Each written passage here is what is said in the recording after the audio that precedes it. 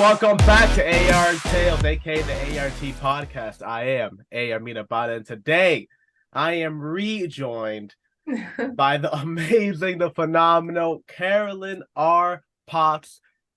The book that we originally started talking about is finally coming out a year and change later, and I'm not even knocking it. It is just the truth of this process. It's insane how long it ends up taking, and the longer it takes, honestly, it's just knowing that that it was a perfectionist that made it, so it just only makes it more worthwhile when it finally comes out.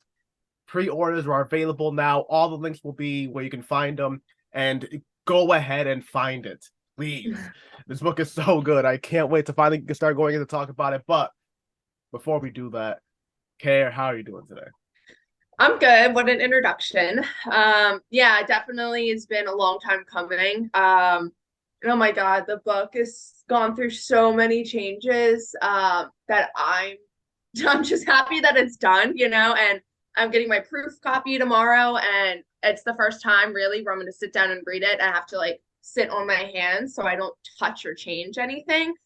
It's gonna be hard, but I've begun reading it on my laptop, and yeah, I'm very, very, very happy with what it came to be.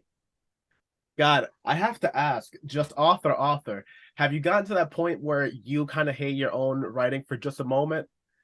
I know Yeah, I got to that point yeah, when I got to the end of my book that I was reading it so often. I mean, like when I was in the bathroom, just yeah, any moment I had to myself, I was like knocking it out to see if I could find any errors. By the time that I finally went to publish it, I was like, all right, I can't look at it for a week solid. yeah, yeah. Definitely. I mean, and I kind of been doing that. So during NaNoWriMo, the National November Writing Month, whatever, I didn't look at it, and I started writing the second part of it and that was kind of like my break. I still had to think about it and kind of maybe reference parts to it and go back and check and make sure I had like, oh, this word in this event totally right. Um, but I gave myself like a month off from looking at it. And during that month is when my formatter had it anyway. So I was kind of putting it all together. So I couldn't change anything again because I'm not that kind of person to, I mean, I would be that kind of person. So I decided to not be that kind of person, to make the changes, give it to the formatter and be like, oh, wait, one more change. And then delay, as it's been doing. But yeah, like I know you texted me a line that you really love from the beginning of the book, and I was like cringing because I'm like, no. um, I mean, I'm sure we'll get into it, but just like real quick, part of the book, there's so many different characters, so there's so many different voices, and the character Mila, she is about 18 years old and then grows up to be 28 kind of throughout the book. And so I was trying to write as an 18-year-old would speak. Um, and it's just cringy, it's hard to find that balance of good writing, but also making it sound like an 18-year-old. And I know I don't mean to be mean. That was just a challenge for me that was something that was hard for me to do when writing this book. You know what? To like add on to that, just like pop into my head. You know what's even worse is children, because you have the thought in your Mm, head. It's like, oh well, children, they talk like children do. So you're thinking of their like, right. ooh gabba gabba, like basically type of like thing. But then you also want Yeah. them to like move the plot forward. So you want to like give them more of like a line, and you're like, where's But a the 4-year-old line? wouldn't. Yeah. Oh, I Am I know. am I am I writing a line like like an 8-year-old from Disney? Because they know everything. They're scientists. They're Disney Channel. Are you They kidding me? sing, Yeah, they they say they know dance. everything. They're Yeah. genius. But if this is like I don't know, a Marvel movie, yeah, they're in the background. They barely have a Right. line. Um, so I don't know. It Yeah. is kind of like hard. But honestly, I do think that you like I didn't find it cringy. I felt like it kind of like was very well done within the environment and what it had to do, honestly. Well, you Because I feel know like you conveyed why? that age pretty well, especially the Oh, thank dynamic you. between her environment and her parents. Yeah. And seeing the whole thing of just it's what I told you about it. I like how in your face the entire anti-establishmentism is about it, because it really just is immediately there. There's not like a question about it. I know like in my own writing, I like having it in the thing, but just reading it as the opposite of that, it made me question my writing immediately. It was like, ah, man, Oh maybe I my should have God. done that, honestly, because it like I just loved how there was no question, there was no like room for error. It was right there. It just immediately brought you home, especially everything about the government, like down to like the food rations and all the like little Mm, quips that like the character would like say to themselves. It's like, oh, well, this is probably just blah blah blah, and they just talking about how the government like how they create certain issues by just trying to solve them. And just the yeah. little quips that you would have was like, oh my god, this is gonna in the future this could be read like the Prince by Machiavelli. It's like it's so it's such an eye on like the government that it like talks so much louder to everything else that's going on. Oh, thank you. Yeah, I noticed that when I started writing this book, like, 5 years ago or whatever, um, that more and more stuff in our world was happening Yeah. that was kind of akin to what's happening in my book. And I was like, all right, wait. Like chill Earth, I want to get this out first. And then the world can go to shit and do what it's gonna do. But I had it first. Like it was me. Oh my gosh. Yeah, I mean, the thing with the government too, that was another thing it was easy to write and it was fun to write because it's so easy to look at the government and point out the faults and see the corruption in it. Um, but what With made a it keen eye, challenging, though, honestly. thank you. It was challenging thinking of kind of the timeline because the God, I know creation, which is it's a little bit later in my book. It's not during Mila's time, not during when Mila was 18, but creation takes place in 2092. So that is what, 70 years from where we're at now. If we're gonna for it's 20, 22, 32, Mm-hmm. 42. Yeah. So then I had to kind of think all in my mind, okay, so 2092 is when creation starts. I have to kind of work backwards and look at the timeline of, okay, now they're in the point of where the people are becoming part AI and it's going to become the Great Split, is what it's called. That's their civil war. That's the name for the civil war, this Great Split. So when did that happen? What were some events that led up to that? And what was it like when Mila's parents were her age? Like, so I had to all to make sense with people's age, all to make sense with the timeline of virtual becoming what it did, all with the timeline leading up to creation. Like, I really had to draw like a timeline, like I was back in history class, and just make sure everything made sense. Because I know I do this when I read books. I'm weird and I look for those kind of consistencies, like when I'm reading and making sure that the world is concrete, because it's not like boom, all of a sudden virtual is just a thing, and then boom, all of a sudden there was a split war, civil war. There was stirring events that led up to virtual being a thing, and then there were stirring events to there being the civil war, and then there were events that led to creation. So you kind of got to make it all make sense. Um, that was just something that I kind of struggled with, and then to even just kind of keep it simple and like be something that is just falls into the background, that isn't so in your face that the reader doesn't have to sit and think about it, but just kind of know that it's there as that solid grounding. Yeah, there was a lot of back story stuff that I had to deal with when writing what it is that you're reading. God, that's why I love hearing like having these conversations with like, the authors. And honestly, that's why it's so fascinating. Just like the concept of like the podcast of just like hearing the why behind what like a person is reading. Because as you're saying that, and as you were describing like what you did, like and your motivation to do it, it just made me consider the dialogue between Mila and her parents a lot more, and considering kind of like just in the timeline of just American history, right? Like how like Yeah, the parents that were born in the Depression, how they raised their children, and how those people saw how their parents acted and how they raised their children going on forward. Just yeah, how dynamics like that in events like rock a generation so harshly that it yeah, ripples through that generation's children and even their grandchildren. And yeah, you do see that even right there from the dialogue of like Mila and her parents, and just considering that that's how in depth everything is and all that, and it just makes it everything consideration with the presidency, the of Brights, and just like the entire lore that you've created for the thing is outrageous. But I am realizing that we're getting too top heavy. I want to reel back a little bit. yeah, So yeah. Go ahead. for anyone that is not aware, creation is book 1, Return of the Walkers, the series. So what is the story at its home for a person, if you just met them at an elevator and they were like, hey, what's your book about? After you got all the weirdness of like, how you know I have a book, do you like know me, are you Right. stalking me? After you got that weird point out of the way, what would you tell them?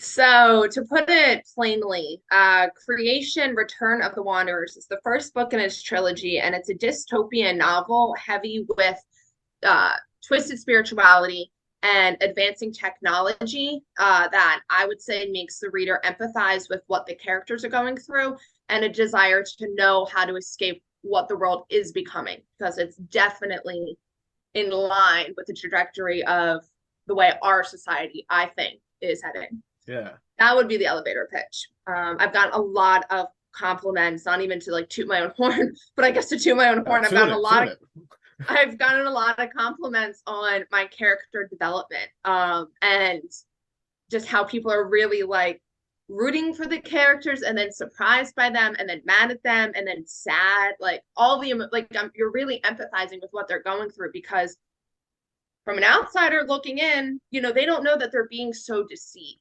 My hope is then what the reader takes away from this series and the trilogy is to then think critically for themselves and see where they're being deceived. My God. Again, as you describe things, I actually have to admit something to you and all the viewers right now. One of my favorite lines so far is you describing the old gadgetry, like the relics, the antiques, as Amanda was talking about, and she was like saying how that they were just like square layered rectangles. And I read that line 3 or 4 times because the first time I read it as triangles, and for whatever reason my mind was just set on making sure that triangles equal to rectangles, and I kept on thinking, it's like, man, did the technology developed in like another pattern? Is this like an alternate dimension? Like they have they have triangle shaped laptops, and after a while I'm like, no, it can't be. And I actually looked at the line and was like, yeah, I'm an idiot. It's not. No, yeah, I'm an idiot. Just regular old laptops. And then just the continuation of that, and I mean the technology as a whole, the comparison of like not even being able to understand that this was the same branch of the technology, the same way that if you brought you know somebody that's 11, 12 years old to like the old switcher rooms where the first computers were made, they'd be like, yeah, there's no way this is equal to my iPhone, there's no way. Right. That was like the timeline again that I tried to follow, like not just a history and war and society timeline, but the progression of technology, showing laptop to the holographic phones that they have to like perhaps later, I don't know if you're there yet, but the kind of car that's developing and something that would make sense. Again, 2092, 60, 70 years. I know that's like a long time, but in terms of history, it's not, you know, like 100 years is like not so, I mean, trust me, a lot can happen. A lot does happen in 100 years. But I wanted to kind of keep it, again, close to home, you know, relatable, and you can see it happening. Well, the reason I said that was to basically also compliment the whole character development, because I think one of the most interesting things about character development isn't just how they grow and mature in a vacuum, but how they grow and mature in an environment that also grows and matures. So seeing how your characters interact with technology, development of technology, even you see it right there, even as she's talking about how much she doesn't understand how these type of technologies are in the same family, she even still says like, well, even that will soon just be a part of like our body, like our DNA, just integrated into our body. So even the characters not only live in this out crazy futuristic technology to us, they also can envision even higher. And I think it just, again, for my type of mind, like that's the reason why I love sci-fi. It's the reason why I write it. It's the reason why I read it. It's the reason why I'm obsessed with it. And those are the things I just live for, honestly. You got a lot more coming then. Yeah, so huge ups to that. And again, if you are into that at all, the pre-orders are up now. Go ahead and buy it. Stop playing. But in the continuation of that, beside the story and kind of like the motivation of it itself, what is it that you would take out of the story almost emotionally? I feel like every author has that kind of emotional heart of like why they wrote the story. And to me, I have my idea. And I'll say Okay. it, but I want to hear what yours actually was. So you're asking what I hope readers, or like what I think the emotional impact is. So not just like the moral impact, but like the emotional impact. Yeah. I would say like a mixture of rage and awakening, or rage and realization. I want the reader to be mad because I'm telling you, like I see this really happening with our world in a lot of ways, and I'm so excited for the trilogy to unfold to really like explore Yeah, what it is drill that I'm in. exploring. Because the first book just sets the foundation, so keep that in mind. But I want the reader to start getting feeling little bit fire, in them, about what the government is doing, about where the world is heading, and then also like that awakened or realization again to think critically for themselves. So I want them to kind of feel motivated and excited, those kinds of things. I know sometimes books, it's like, well, I want you to feel good and I want you to feel like a happy ending. It's like, no, I need you to, because it's not a happy ending. First of all, it doesn't end. There's two other books. So don't expect that from my book. Instead, I want you to feel it's not the kind of book that you can read peacefully at night before you fall asleep. It's the kind of thing that I want you to like bring to the streets and like point at and reference.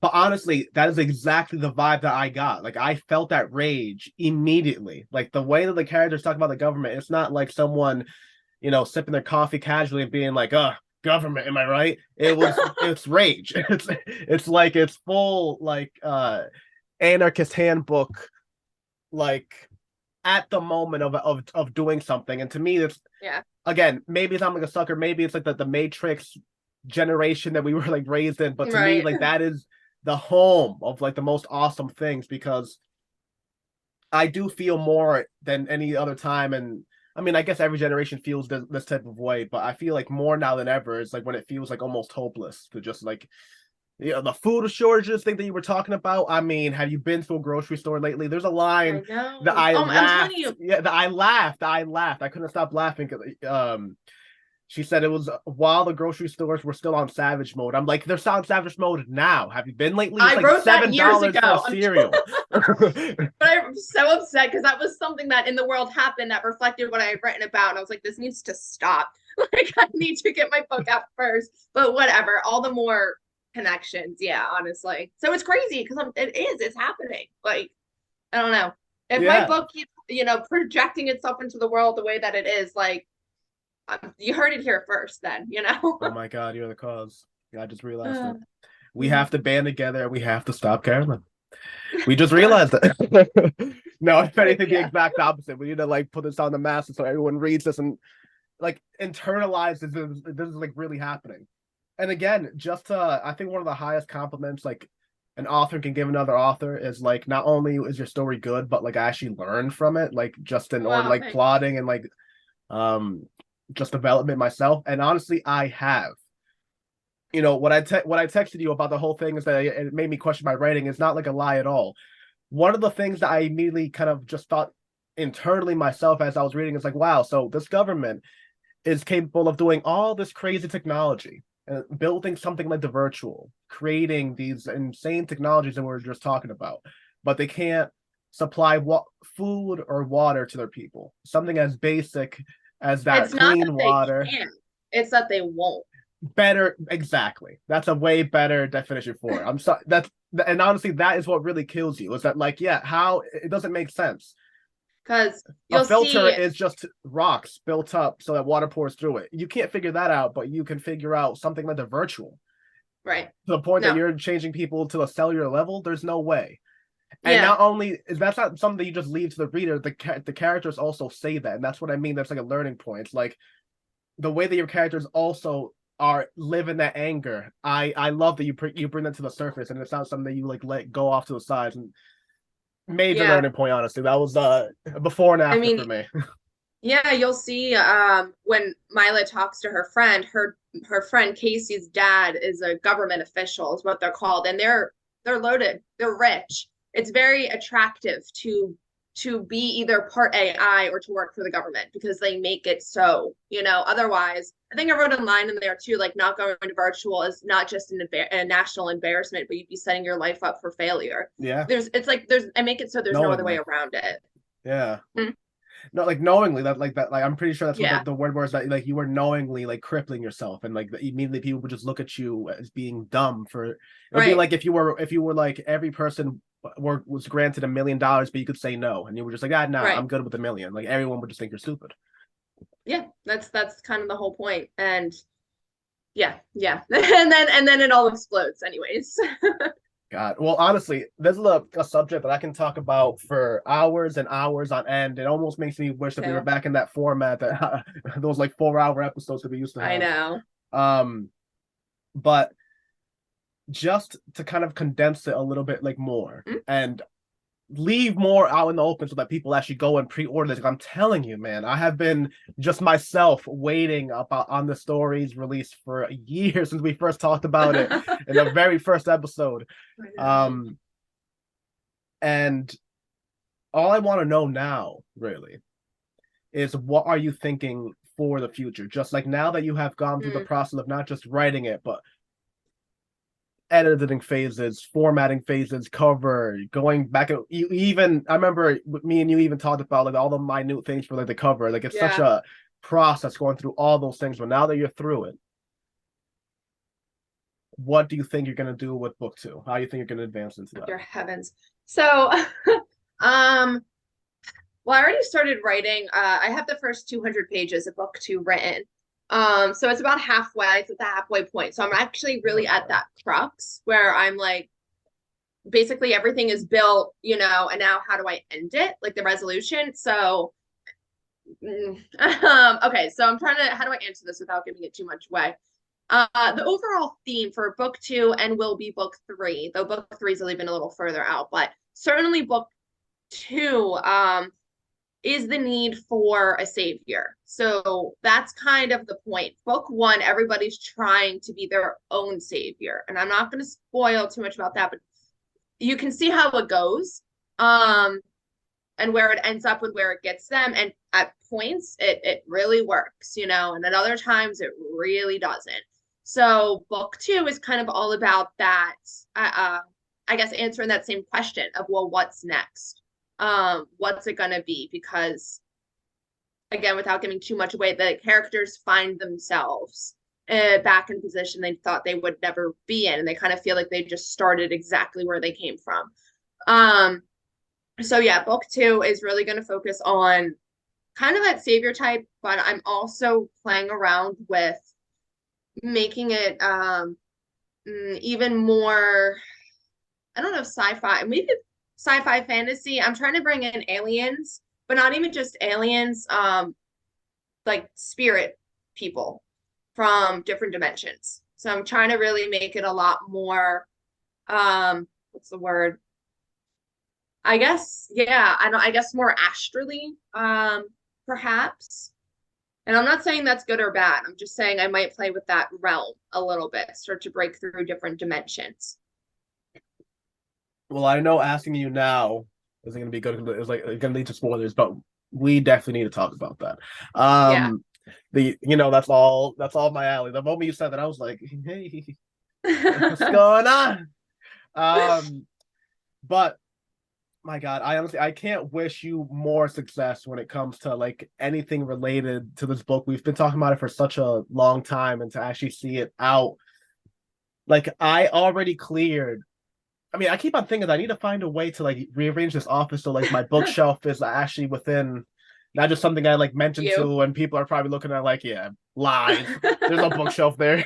There's a beer tab there. That's what he's like waiting for. But I actually legitimately just went through and cleaned my bookshelf, rearranged it so like I actually have like all the people that have like talked on the podcast like on here, and your spot is reserved, ready.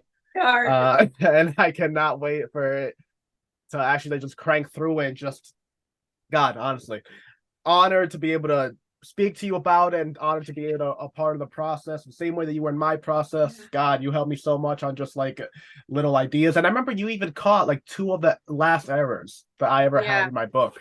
That was due to you. So thanks. And we'll definitely do as much as possible on the podcast in order to promote that book because my God, it is so well worth it. Thank you. But to kind of just trail off and off on like this kind of like philosophical note, because I love talking to you about this type of stuff.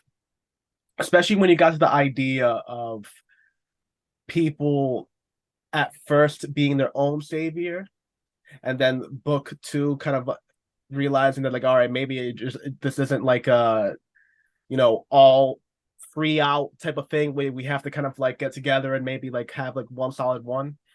There has How to be order. Yeah. Yeah, there has to be order. How do you feel about that? Because I think when when authors start getting to concepts like that is the most phenomenal thing ever. Because when you get into a book about whatever it may be, I feel like most emotions are kind of like set in kind of like morality terms, like, all right, kill or not to be killed, right? And then you look at it, it's like, all right, but do we really have to think about the other one though? Right, right. But when you get to like things like that are so heavy conceptually like that, it's like, all right, well, is it more of like an independence thing, kind of like uh Emerson, Republic, like individualism, or is it more of a society thing? Like, which one is it? And we don't have an answer for that. Mm. How do you treat something like that in a development terms? Because to me, I think that's the most like rewarding part of authorship. So, I guess, well, let me make sure that I understand your question. Are you asking me how, like, I'm treating like the savior type in the second book, or how I feel about that? Well, yeah, basically, like how do you feel about that type of, like I said, most things that you write about are things that you can almost refer to other things on, but this is completely untouched territory. Mm. There is no specific answer about it. So how do you feel you're going to treat it? Because the one you told me the whole book was about like you finding your own savior. To me, just knowing me, I probably would have made that like the series goal. Mm. And I love how you made it just a book goal and then how that actually morphs into something else. Yeah. So this is why I only wrote the first half of the second book because I don't quite know yet how to take it. That is currently what I'm figuring out. But I guess how I view it or how I believe about it is that like, yeah, I think if we're left to our own demise or our own savior type, it's not going to work. You're not going to get along with other people. There's going to be problems, and there is and has to be this higher order. And honestly, as writers, I think what we do is take a lot of what's happening in our life and put it into our book. That's kind of how we cope with our life and situations. So even just for me personally, I'm coming from new age, a lot of new age practices, and you will notice that in the book. I also do input a lot of religious stuff in the book. And the one thing I talk about just in passing, parting the river, water to wine, religious things in there that aren't so in reference to the Bible, but if you know the Bible, you obviously know about parting the river, like, so stuff like that. But then I also talk about chakras and I talk about stones. And so or crystals, whatever. And so I kind of take these two things that are really polar opposites, which I used to think were actually the same thing, which is all about book one. And then book two is kind of seeing, well, which one is it and which one's going to dominate? Because I think, yeah, like I said, I'm coming from a lot of new age practices and I'm starting to honestly see the problems with that, and see the need for a savior that is not within ourselves, because we can't save other people. We don't have that kind of power. We're not healers. We're not super powerful. We are not God. And it gets really bad when we think that we are. So that's kind of what I'm going with book two. Yeah. God damn. That was an awesome answer, honestly. Wow. And it was honestly everything that I had hoped it would be, because that is kind of what I was leaning on. I just didn't want to use the word religious because we've had a whole bunch of conversations about that, so I didn't want to impose or anything like that. No, But I don't care. I'm being this whole new year coming up, like I'm just gonna be very bold in what I say and think, and that's it. People don't like it. I don't care. I want you to be mad. That's the point of my book. And I want you to think. And I hope I step on your toes. If I'm not doing that, I'm not doing a good job. So, yeah, no, there's a lot of religious things throughout my book, and that's the point. And I want people to think. My God. Well, I mean, you know my writing. I'm all about the religious undertones. I mean, to me, I think that's what makes a good book. Every book that I've read ever that like really stayed in my mind did some type of, at least a head tilt, some type of reference. I'm not to at least some level of religion, and I think that because let's be honest, religion is, no matter about the validity of it or not, is the best story in like human like nature that we've talked about. It's lasted the longest, thousands of years. We all have that kind of like God-shaped hole in us. We all have a yearning for something. That's a good word. We all have. And so, of course, it's attractive to anybody when we get these like novels and books, this fantasy type that kind of do anything to kind of try to poke at that hole. It's alluring. I think it's supposed to be, because we're made like that. So I'm having fun trying to write it. That's so well said. There's like a sci-fi Westworld. There's like about like AI robots, and it's a robot talking to humans, saying they're like, oh, do you know that like that's a recent development? Like there's a little strain in your in your brain right here that allows for the possibility of a higher power. It's like it developed within like the last like couple 100,000 of years, but like it's literally what allows that level of that possibility, that advancement, that longing, as you said, the God-shaped hole. My God, what a phenomenal Jesus! Your answers to these are like concept. It's weird that I'm giving like a grade on these, but it's just I'm blown away. I appreciate it. Well, we're gonna have to end it here because I'm telling you, I can just go on forever with these type of conversations. But before we say our final goodbyes, Avida saying goodbye, right? How is there anything that you want to go ahead and promote that you haven't yet? Anything that you want to give light to that you haven't spoken about yet? Shout out to an editor, a friend, whatever it may be. Yeah. Well, A.R., you're in my acknowledgments in my book, so thank you. I guess also I just want to tell people that you can go to my website, mywritercare.com. It has basically where you can go and buy my book. I have some blogs there about the process of self-publishing, like ISBNs, barcodes, kind of like the weird stuff you don't think about.